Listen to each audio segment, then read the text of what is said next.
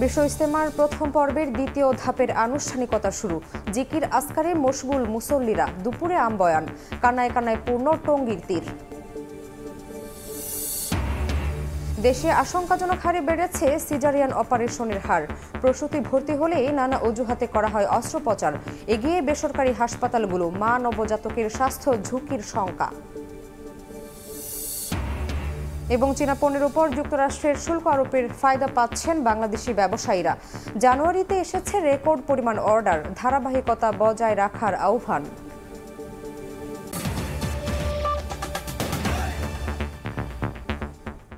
সকালের সময় সঙ্গে আছি আমি শামিমা শাম্মী। সরকারি তিতুমির কলেজকে স্বতন্ত্র বিশ্ববিদ্যালয় ঘোষণার দাবিতে সোমবার সকাল 11টা থেকে রাত 10টা পর্যন্ত আবারও বারাসাত ব্যারিকেড 2 নর্থ সিটি কর্মসূচি ঘোষণা করেছেন শিক্ষার্থীরা। রোববার রাতে কলেজের প্রধান ফটকের সামনে এক সংবাদ সম্মেলনে এই ঘোষণা করা হয়। এ কর্মসূচির আওতায় সোমবার অবরোধ করা হবে মহাখালীর আমতলী মোড় ও রেলগেট এবং গুলশান 1 গোল চত্বর। একই সাথে শাটডাউন সকাল 11টা থেকে রাত 10টা পর্যন্ত অবরোধের অংশ হিসেবে থাকছে আমতলী, মহাখালী রেলগেট এবং গুলশান লিংক রোড। যতদিন দাবি মেনে না নেওয়া হবে, তিতুমিরে প্রশাসনিক কোনো কাজ, পরীক্ষা এবং এখানে প্রবেশ নিষেধ থাকবে। বাদ ফজর আমবয়ানের মধ্য দিয়ে শুরু হলো বিশ্ব ইজতেমার প্রথম পর্বের দ্বিতীয় ধাপের আনুষ্ঠানিকতা। এই মুহূর্তে টঙ্গীর তুরাগ তীরের ইজতেমা ময়দানে আছেন রিপোর্টার তোহা খান তামিম। সরাসরি যাচ্ছি তার কাছে। 58তম বিশ্ব ইজতেমার প্রথম ধাপ শেষ হয়েছে, আজকে দ্বিতীয় ধাপ শুরু হয়েছে বাদ ফজর আজ নামাজের পরপরেই। অর্থাৎ এখানে যে কেন্দ্রীয়ভাবে মূল যে মঞ্চ রয়েছে সেই মঞ্চ থেকে যে আম বয়ান হয়, সেই আম বয়ান দ্বিতীয় ধাপে যে আনুষ্ঠানিকতা, সেই আনুষ্ঠানিকতা ছিল না, তবে আনুষ্ঠানিকভাবে এই যে দ্বিতীয় ধাপের যে কার্যক্রম সেটি শুরু হয়েছে। একটু বলে রাখি, সেটি হচ্ছে বিভিন্ন ধরনের নজম চলছে, অর্থাৎ মেম্বারে বয়ান চলছে এবং এই বয়ানে বিভিন্ন ধরনের যে দিনে আলোচনা, সেই দিনে আলোচনা চলছে। আয়োজক যারা রয়েছেন তাদের পক্ষ থেকে জানানো হয়েছে যে কিছুক্ষণ পরেই এখানে মাশওয়ারা অনুষ্ঠিত হবে, অর্থাৎ যে প্রস্তুতিমূলক বৈঠক, সেই বৈঠক অনুষ্ঠিত হবে। মূলত এই মাশওয়ারাতেই নির্ধারিত হয়ে থাকে, একটি মাশওয়ারা বৈঠকে নির্ধারিত হয়ে থাকে যে সামনের যে আগামী 3 দিন, অর্থাৎ বুধবার যে আখিরি মোনাজাতের মাধ্যমে এই যে দ্বিতীয় ধাপের যে আনুষ্ঠানিকতা ইজতেমার সেটি শেষ হবে। এই 3 দিন আসলে কী ধরনের কর্মসূচি নেওয়া হবে, কারা বক্তব্য রাখবেন, সেটি মূলত এই মাশওয়ারায় নির্ধারিত হয়ে থাকে। এখন ঠিক আমার পেছনে একটু দেখাতে চাই, সেটি হচ্ছে বেশ কুয়াশাচ্ছন্ন, একেবারে বলা যায় যে বেশ 10 হাত দূরেও কিন্তু কোনো কিছু দেখা যাচ্ছে না। এই ধরনের কুয়াশা এখানে আসলে বিরাজ করছে। আমরা সকাল থেকেই দেখছি যে এই পরিস্থিতি। ভোরের আলো ফুটেছে কিন্তু সূর্যের দেখা তো দূরের কথা, এখানে কুয়াশার কারণে 10 হাত দূরে কিন্তু কোনো কিছু দেখা যাচ্ছে না। সেক্ষেত্রে আমরা দূর থেকেও কিন্তু ইজতেমার যে মূল যে ময়দান, সেই মূল ময়দান আসলে আমরা দেখতে পাচ্ছি না। তারপরেও আয়োজক যারা রয়েছেন তারা আমাদেরকে সর্বশেষ তথ্যটি জানিয়েছেন কিছুক্ষণ পরে মাশওয়ারা অনুষ্ঠিত হবে। এই মাশওয়ারা বৈঠকে আসলে নির্ধারিত হবে যে কিভাবে আগামী 3 দিন তাদের যে কর্মসূচি, সেই কর্মসূচি চলবে। যদিও জোহরে নামাজের পরে আম বয়ান শুরু হবে এবং সেখানে বিভিন্ন ধরনের যে মাওলানারা রয়েছেন, পাকিস্তানি মাওলানা, দিল্লি মার্কাজের মুরব্বী যারা রয়েছেন, তারা এখানে বক্তব্য রাখবেন। গতকালকে আখিরি মোনাজাতের মাধ্যমে আমরা দেখেছি যে লক্ষ লক্ষ মানুষ এই আখিরি মোনাজাতে অংশ নিয়েছিল এবং তারা নিজ নিজ যে দায়িত্ব, নিজ নিজ যে গন্তব্য, সে নিজ নিজ গন্তব্যে ফিরে গেছে। আমরা দেখেছি যে এখন এই মুহূর্তে আসলে বেশ কুয়াশার চাদরে পুরো ময়দানটি আসলে একেবারে ঢেকে আছে। আমরা বলছিলাম যে 10 হাত দূরেও কিন্তু কোনো কিছু দেখা যাচ্ছে না। তো সব মিলিয়ে বলা যায় যে এই মুহূর্তে বিভিন্ন নজম চলছে, অর্থাৎ যে খিত্তাগুলো রয়েছে সেই খিত্তাগুলোর ভেতরে বিভিন্ন ধরনের যে বৈঠক, সেই বৈঠক চলছে। যদিও মাইকিং করে, অর্থাৎ একেবারে সাউন্ডের মাধ্যমে, সাউন্ড সিস্টেমের মাধ্যমে কিন্তু কোনো কিছু কোনো বক্তব্য প্রচার হচ্ছে না। তারপরে ভেতরে ভেতরে যে কার্যক্রম, সেই কার্যক্রম চলছে। তো এই ছিল টঙ্গীর বিশ্ব ইজতেমা থেকে আমার হাতে সব শেষ। সরাসরি যুক্ত ছিলাম টঙ্গীতে। ঘন কুয়াশার কারণে মধ্যরাত থেকে পাটুরিয়া, দৌলতদিয়া ও আরিচা কাজিরহাট নৌরুটে ফেরি চলাচল বন্ধ রয়েছে। এতে মাঝ নদীতে আটকে পড়ে আছে ছোট বড় 6টি ফেরি।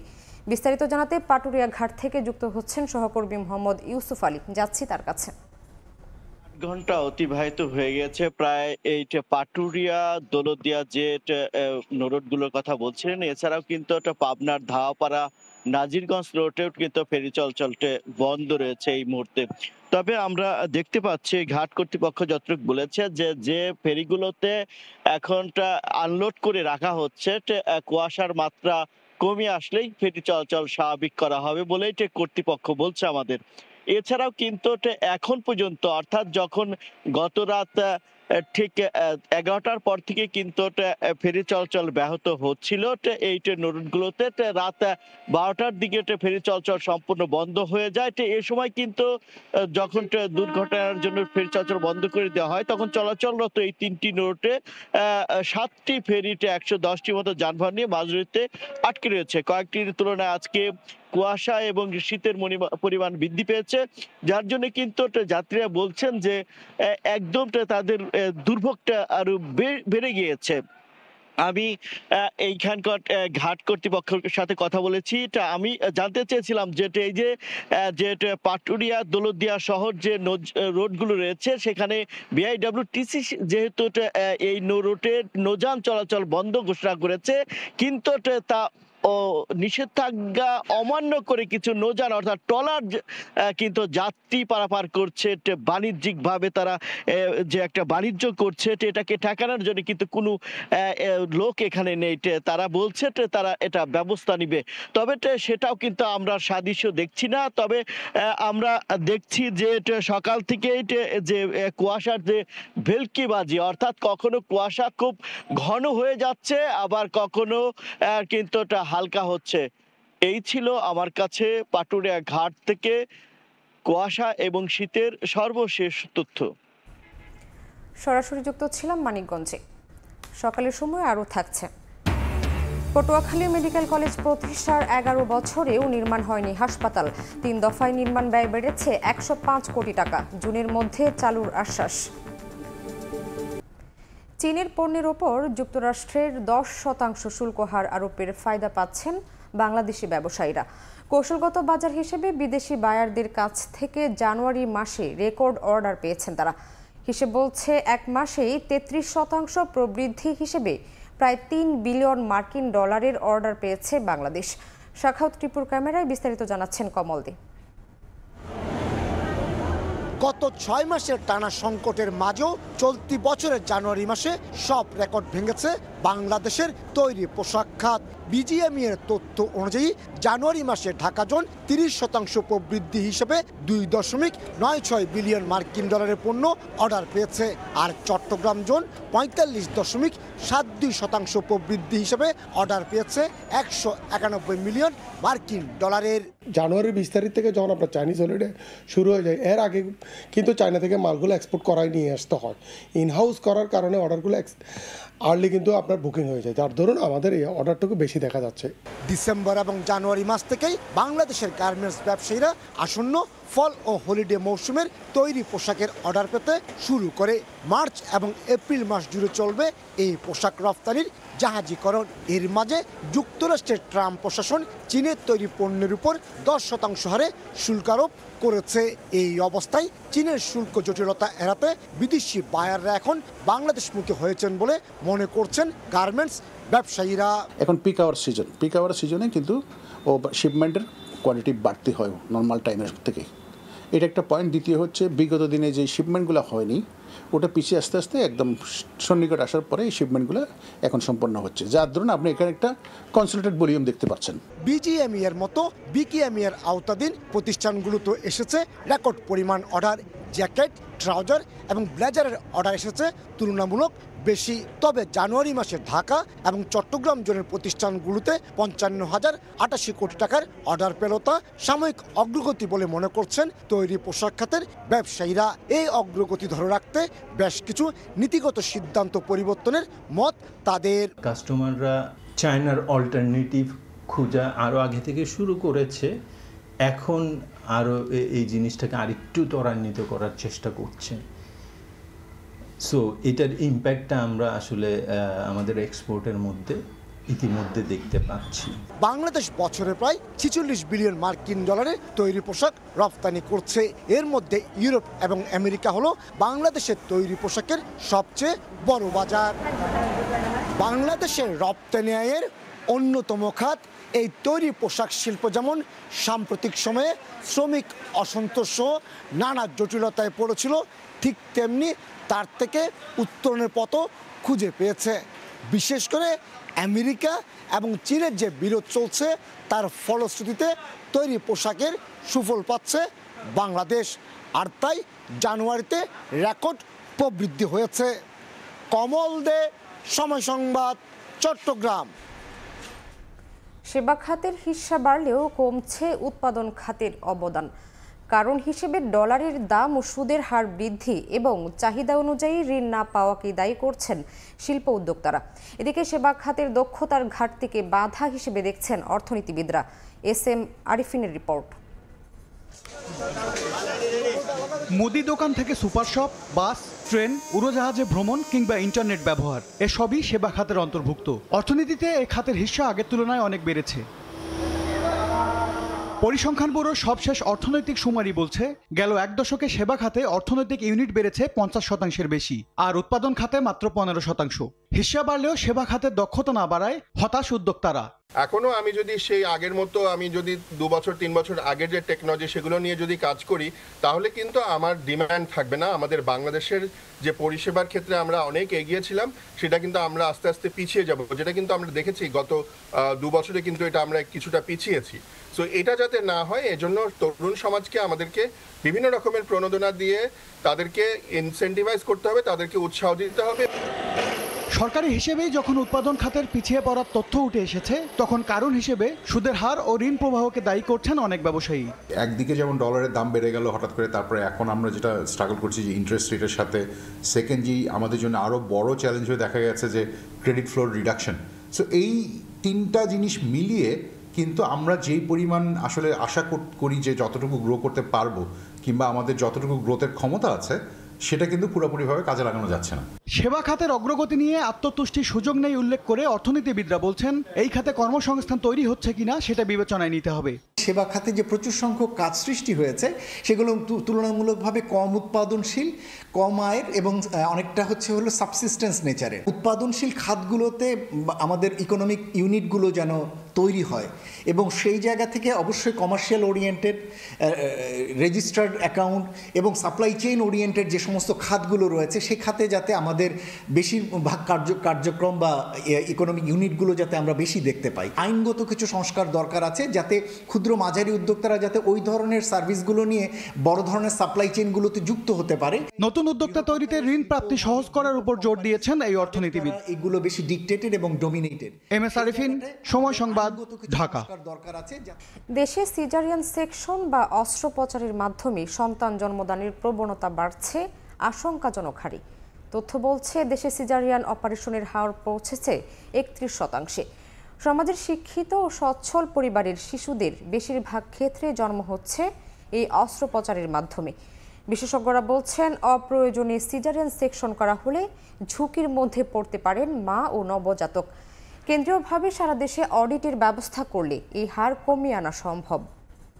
যদি সিজার না করেন আপনি এখান থেকে যদি আগামীকাল চলে যান, চলে যাওয়ার পর যদি আপনার বেবির বা আপনার ওয়াইফের কিছু হয় সে দায়ভার আমাদের না। তো স্বাভাবিক এই কথা শুনে তো যে কোনো কেউ একটু ভয় পাবেই। দেন ভোরে আমার সিজার হয়ে যায় এই আর কি।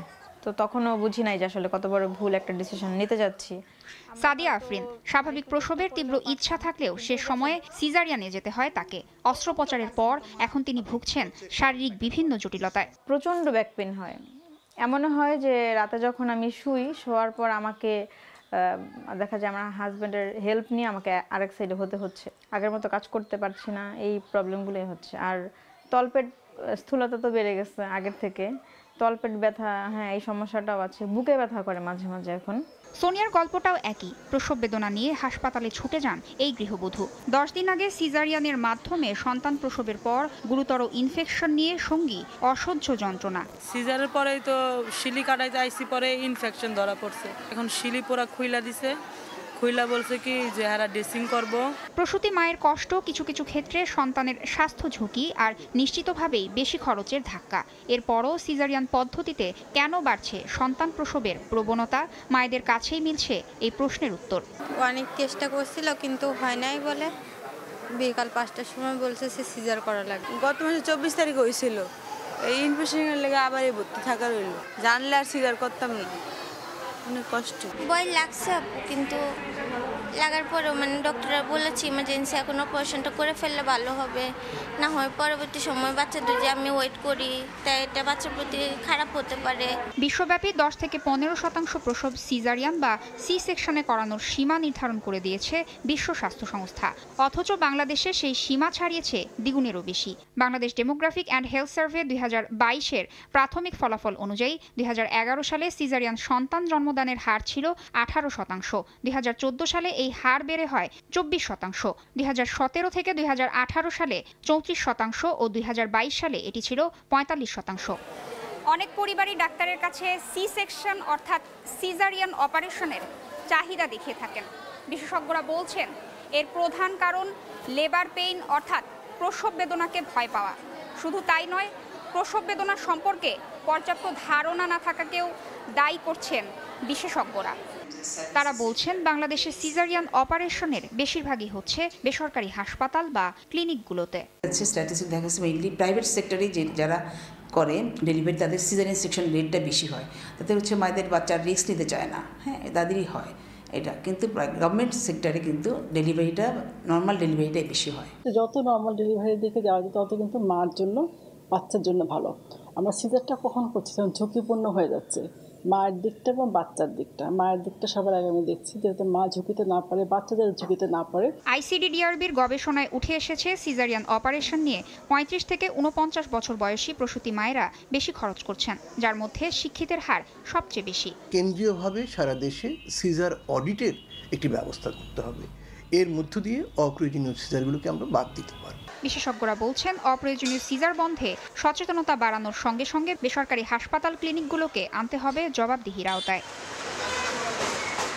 তাসনিয়া নিশাত মিম, সময় সংবাদ, ঢাকা।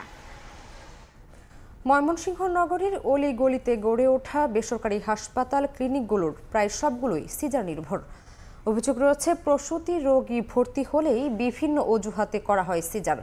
ময়মনসিংহ মেডিকেলে যেখানে সিজার প্রায় 57%, সেখানে বেসরকারি হাসপাতাল ক্লিনিকে সিজারের হার 80% বেশি। অপ্রয়োজনীয় সিজারে হুমকিতে মা ও শিশুর স্বাস্থ্য। হোসেন আলীর ছবিতে উবায়দুল হকের রিপোর্ট। ময়মনসিংহের মুক্তাগাছার আলপিনা আক্তার সম্প্রতি প্রসব বেদনা হলে একটি ক্লিনিকে নিয়ে যাওয়া হয় তাকে। সেখানে দ্রুত সিজারের পরামর্শ দিলে রাজি হননি স্বজনরা, পরে ছুটে যান ময়মনসিংহ মেডিকেলে। এখানে কোনো সমস্যা ছাড়াই হয় স্বাভাবিক প্রসব। সুস্থ আছেন মা সন্তান দুজনেই। নরমালি ডেলিভারি হলো, এখন সবাই আলহামদুলিল্লাহ সুস্থ আছে। ময়মনসিংহ মেডিকেল কলেজ হাসপাতালের 1 কিলোমিটারের মধ্যে আছে অন্তত 450 বেসরকারি হাসপাতাল ক্লিনিক। তাদের সেবার মূল বিষয় প্রসূতি সেবা। অভিযোগ রয়েছে প্রসবের সময় না হলেও প্রসূতিদের সিজার করানো হয় এসব ক্লিনিকে। অপ্রয়োজনীয় সিজারে ঝুঁকিতে পড়েন মা ও শিশু। পরে অবস্থা জটিল হলে বিভিন্ন অজুহাতে তাদের পাঠানো হয় ময়মনসিংহ মেডিকেলে। 7 দিন পরে ছুটি দিছে, পরেতে আর কি সমস্যা অনেক না, ডাক্তাররা কইছে সিজার এগুলো সমস্যা হইছে। রোগী গেলেই সিজার, লাগলেও সিজার করে, না লাগলেও সিজার করে। গত 1 বছরের তথ্য অনুযায়ী ময়মনসিংহ মেডিকেলে 8277টি সিজার এবং 6206টি স্বাভাবিক প্রসব হয়েছে। বিভাগীয় স্বাস্থ্য কর্মকর্তা বলছেন একই সময়ে বেসরকারি হাসপাতাল ও ক্লিনিকগুলোতে সিজার করা হয়েছে 80% এবং স্বাভাবিক প্রসব 20%-এরও কম। চিকিৎসকরা বলছেন সাধারণ প্রসবে বাড়তি ঝুঁকি মনে করেন অভিভাবকরা। 12 থেকে 18 ঘন্টা মনিটরিং করা, এই রিস্কটা আমরা বাইরে নিতে পারি না, যার জন্য বাইরের হচ্ছে যে সিজারিয়ান সেকশন রেটটা বেশি। প্রত্যেকটা প্রাইভেট ক্লিনিকে নর্মাল ডেলিভারি ব্যবস্থা থাকতে হবে, যাতে রোগী আসলেই নর্মাল ডেলিভারি চেষ্টা না করে তারা যাতে সিজারিয়ান সেকশন করতে না পারে। বিশেষজ্ঞরা বলছেন সিজারের প্রবণতা কমাতে মায়েদের সচেতনতার পাশাপাশি বড় ভূমিকা রাখতে হবে চিকিৎসকদের। সেই সাথে বেসরকারি হাসপাতাল ক্লিনিকগুলোকে আনতে হবে নজরদারির আওতায়। ওবায়দুল হক, সময় সংবাদ, ময়মনসিংহ। বইয়ের টানে মেলার পানে ছুটছেন বই প্রেমীরা। পরিবার সন্তান নিয়ে ভিড় জমান কর্মব্যস্ত পাঠক অভিভাবকরা। তবে ক্রয় মূল্য নিয়ে খানিকটা সংশয় রয়েছে বই ক্রেতাদের মাঝে। মার্জিয়া শ্রেয়ার রিপোর্ট।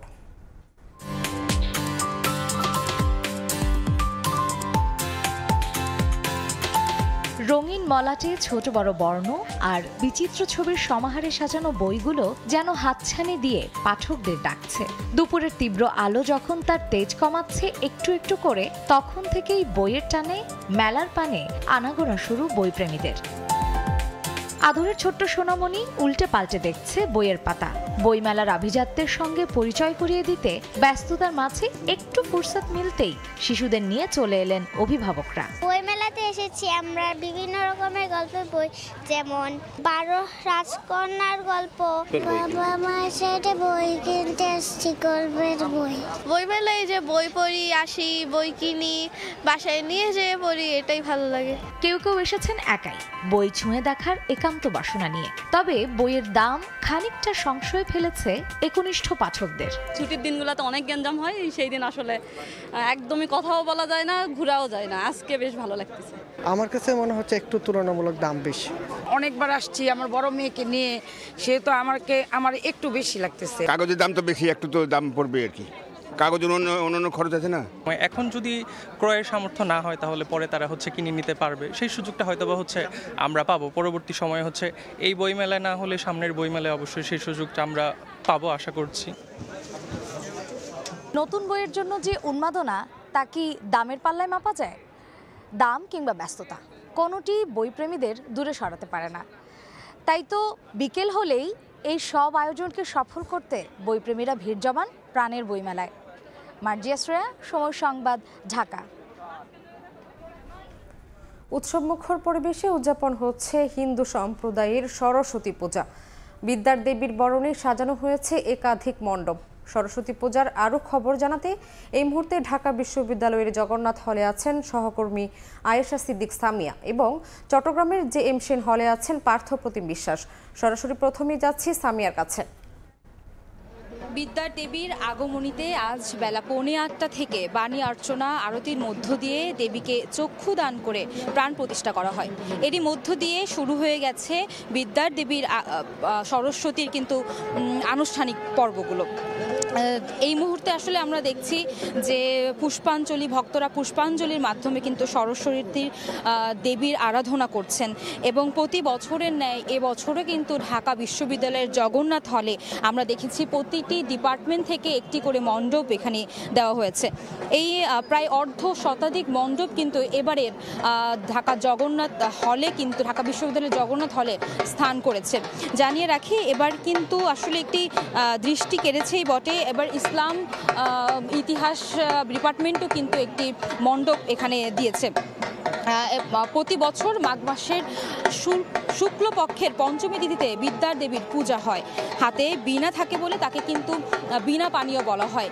তিনি এই মুহূর্তে আসলে ঢাক ঢোলের তালে ভক্তরা তাদের মাকে শিক্ষার শিহরে যাতে পৌঁছাতে পারেন সেজন্য কিন্তু তারা আসলে পূজা করছেন।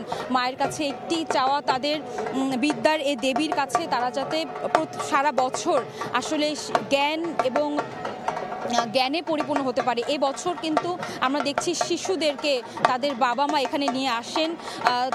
প্রথম হাতেখড়ি, বিদ্যার হাতেখড়ি কিন্তু আসলে এই পূজার মধ্য দিয়ে কিন্তু তারা ঘটায়। এবার সাদা রাজহাঁসে করে দেবী মর্তে এসেছেন এবং হিন্দু ধর্মাবলম্বীদের পুরোহিতের মন্ত্রপাঠের মধ্য দিয়েই কিন্তু বিদ্যার দেবীর মন্দিরে সন্তানের প্রথম হাতেখড়ি দেন পরিবারের সদস্যরা। সকাল 10টায় কিন্তু এই পুষ্পাঞ্জলি দেওয়া হবে অন্য সব মণ্ডপগুলোতে। এই মুহূর্তে আমরা আছি যে মণ্ডপটিতে, সেই মণ্ডপের সামনে কিন্তু আমরা দেখছি 8:30 থেকেই সব আসলে দেবীর আরাধনায় মগ্ন ছিলেন ভক্তরা। শুধু এ নিয়ে আরও কয়েকটি মণ্ডপেই কিন্তু ইতোমধ্যে দেবীর চক্ষুদান করা হয়েছে। তবে বাকি আরও বেশ কয়েকটি মণ্ডপ কিন্তু রয়েছে যেখানে এখনও দেবীকে চক্ষুদানের মাধ্যমে প্রাণ প্রতিষ্ঠা করা হয়নি। এখন আমরা চলে যাব চট্টগ্রামে আমার এক সহকর্মীর কাছে, জেনে নিব সেখানকার দেবীর বন্দনার সর্বশেষ। চট্টগ্রামে উৎসবমুখর ও আনন্দঘন পরিবেশে বিদ্যার দেবী সরস্বতীর পূজা অনুষ্ঠিত হচ্ছে।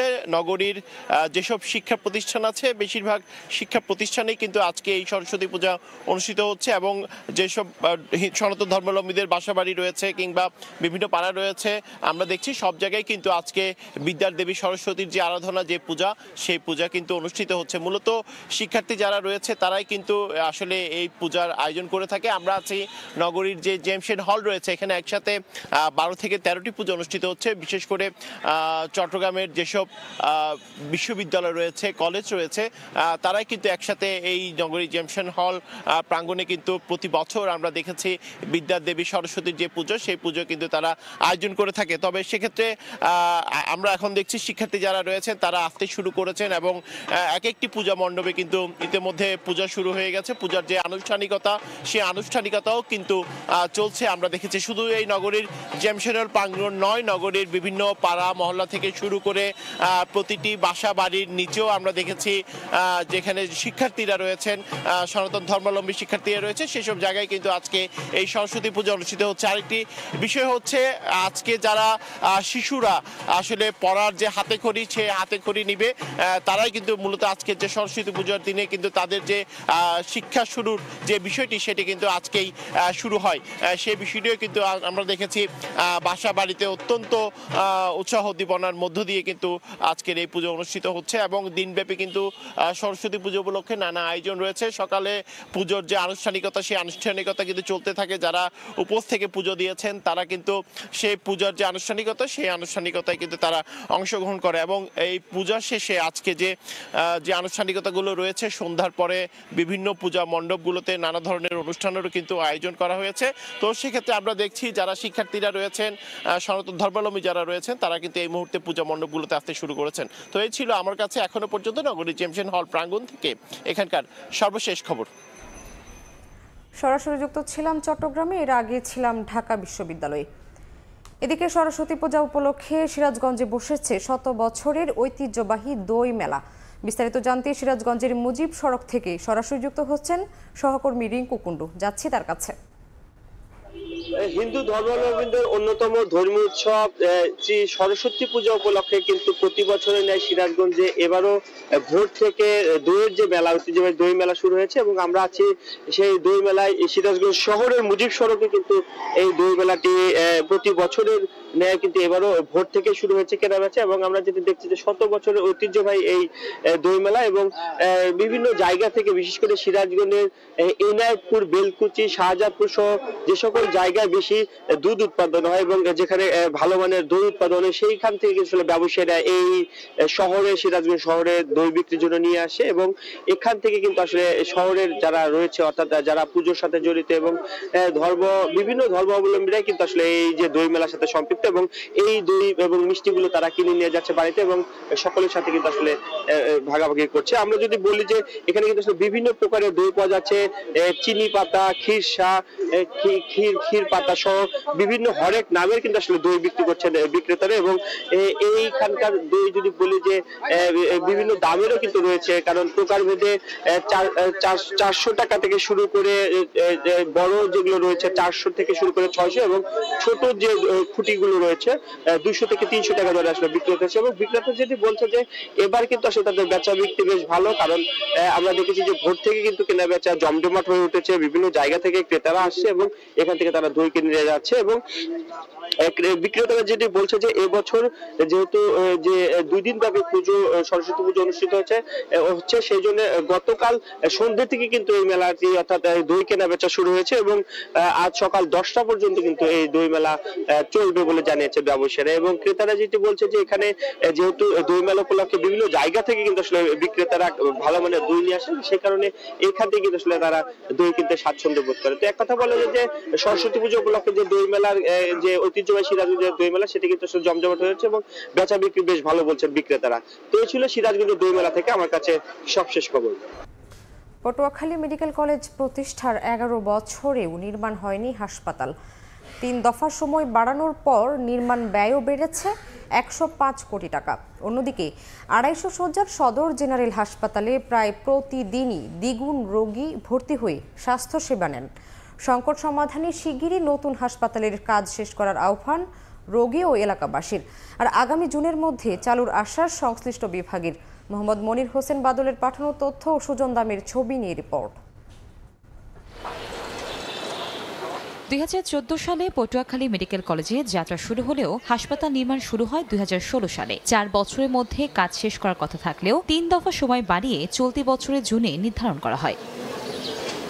250 শয্যার সদর জেনারেল হাসপাতালে প্রায় প্রতিদিনই দ্বিগুণ রোগী ভর্তি হয়ে স্বাস্থ্যসেবা নেন। 11 বছরেও মেডিকেল কলেজের হাসপাতাল নির্মাণ শেষ না হওয়ায় ক্ষুব্ধ এলাকাবাসী। সংকট সমাধানে দ্রুত নতুন হাসপাতাল নির্মাণ করা হলে স্বাস্থ্যসেবার মান বাড়বে বলে মনে করেন সংশ্লিষ্টরা। 250 বেডের যে হাসপাতাল আছে যাতে রোগী পৌঁছে না, রোগী থাকতে কষ্ট হয় বামলা। একই বেডে 2 জন ছিল, এই এত ছোট বেডে তো 2 জন থাকা সম্ভব না। ওইটা যদি উদ্ভাবন করে, ওইটা কার্যকর করে, তাইলে আমাদের এই সমস্যা থেকে আমরা বেরোই আসতে পারি। তাড়াতাড়ি হয় এটা কার্যকর করার জন্য সরকার প্রতি আমরা জোর আহ্বান জানাচ্ছি। এটা চালু হলে এখানে যে রেডিওলজি ইমার্জেন্সি ডিপার্টমেন্টে যে ভারী যন্ত্রপাতি, আমাদের সিটি স্ক্যান, এমআরআই, এই ধরনের অনেক রকম এখানে যে উন্নত মানের যে চিকিৎসার এবং টেস্টিং যে মেশিনপত্র, এগুলোর মাধ্যমে আমরা রোগীদেরকে সেবা দিতে পারবো। কর্তৃপক্ষ বলছে মেডিকেল কলেজের হাসপাতালের নির্মাণ 85% কাজ শেষ হয়েছে। আগামী জুনের মধ্যে চালুর আশ্বাস সংশ্লিষ্ট কর্মকর্তার। এটা রিভাইজড হয়েছে এবং রিভাইজড হওয়ার পরে এর কার্যক্রম 2025 সালের জুন মাস পর্যন্ত বৃদ্ধি করা হয়েছে। আশা করা যায় এই সময়ের ভিতরেই আমরা বাকিটুকু শেষ করতে পারবো। জুন 25 পর্যন্ত টাইম আছে, এই টাইম আর আশা করি বাড়ানো লাগবে না।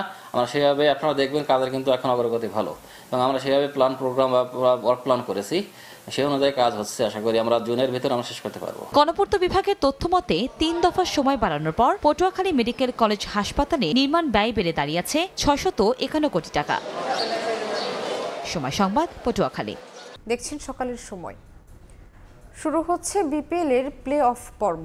বাঁচা মরার ম্যাচে মুখোমুখি হবে রংপুর রাইডার্স ও খুলনা টাইগার্স। গুরুত্বপূর্ণ ম্যাচের আগের দিন বিশ্রামে কাটিয়েছে মেহেদী হাসান মিরাজের দল। অন্যদিকে টানা 4 ম্যাচ হারা রংপুর ঘাম ছড়িয়েছে নিজেদের প্র্যাকটিস গ্রাউন্ডে।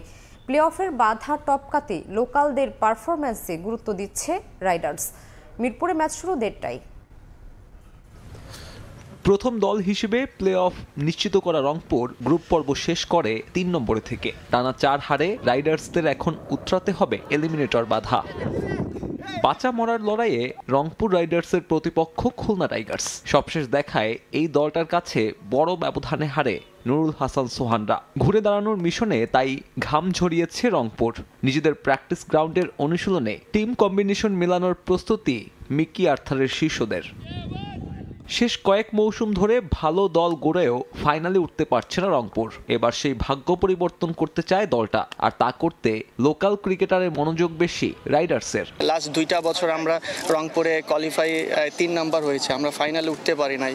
বাট এই বছর আরও একটা সুযোগ আসছে ইনশাল্লাহ। আমরা চাই আসলে যে এই লাস্ট 2 বছরে যেটা হয়েছে সেটা ব্রেক করতে চাই, যে ইনশাল্লাহ আমরা ফাইনালে যেতে চাই। তো ফাইনালে যেতে হলে আগামীকালের ম্যাচটা খুব ইম্পর্টেন্ট, এবং সবথেকে বড় জিনিস যেটা হচ্ছে আমাদের লোকাল যে 7 জন খেলবে তাদের পারফরমেন্সটা খুব ইম্পর্টেন্ট এই আগামী ম্যাচের জন্য। বড় সব নামের গুঞ্জন থাকলেও প্লে অফের আগের দিন পর্যন্ত রংপুর শিবিরে যোগ দেয়নি নতুন কোনো ফরেন রিক্রুট। দুশ্চিন্তার কারণ তাদের ব্যাটিং ইউনিটটাও। টুর্নামেন্টের সেরা 10 ব্যাটারের তালিকায় রংপুরের একমাত্র প্রতিনিধি ইফতেখার আহমেদ। টিকে থাকার মিশনে তাই বড় দায়িত্ব পালন করতে হবে ওপেনার সৌম্য সরকারের। দলটার বাকি ভরসা সাইফ সোহানরা। ভোগাবে খুশদিল সার না থাকা।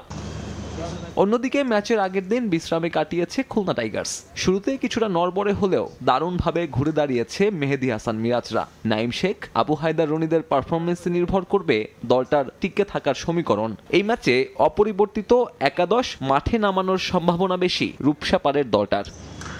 সাব্বির মিথুন, সময় সংবাদ, ঢাকা। এদিকে ফাইনালে ওঠার মিশনে প্রথম কোয়ালিফায়ারে চিটাগং কিংসের মুখোমুখি হবে বর্তমান চ্যাম্পিয়ন ফরচুন বরিশাল। একদিনের ব্যবধানে দ্বিতীয়বারের মতো মুখোমুখি হবে এই 2 দল।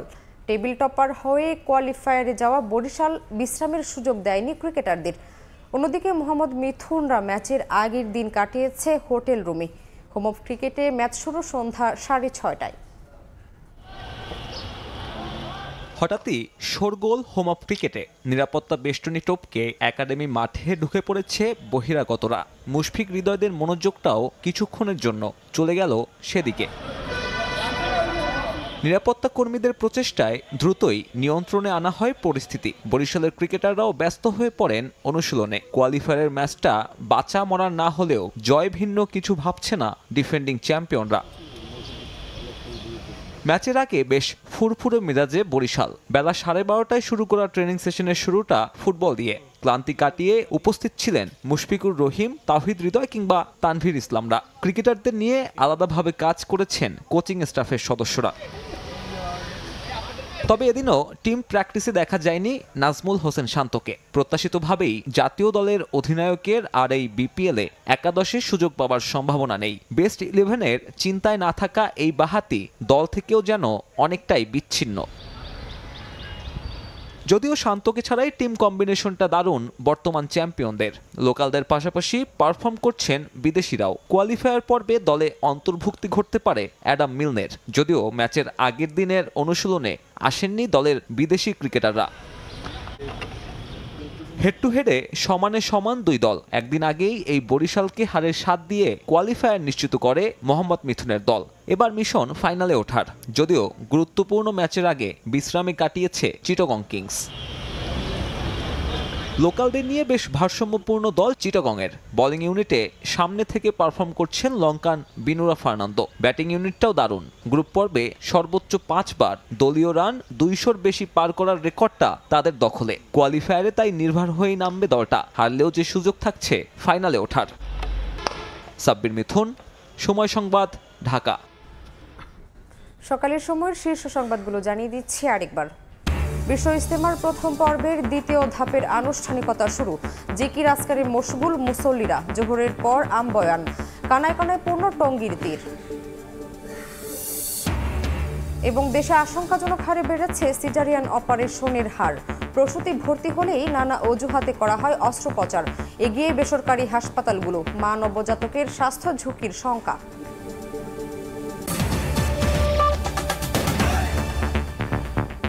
এ ছিল সকালের সময়। সঙ্গেই থাকুন সময়ের।